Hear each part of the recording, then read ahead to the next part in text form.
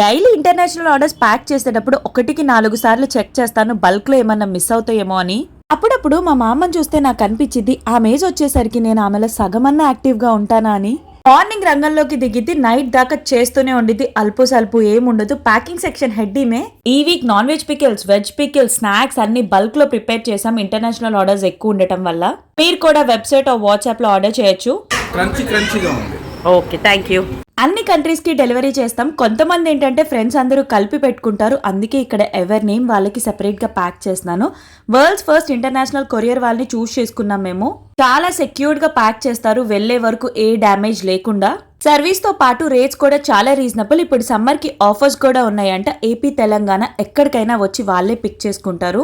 యూఎస్ఏకి 4 days లోనే delivery అయిపోయింది. చాలా ఇంటర్నేషనల్ ఆర్డర్స్ డిస్పాచ్ చేసాము, ఒక్క సింగిల్ కంప్లైంట్ కూడా లేకుండా.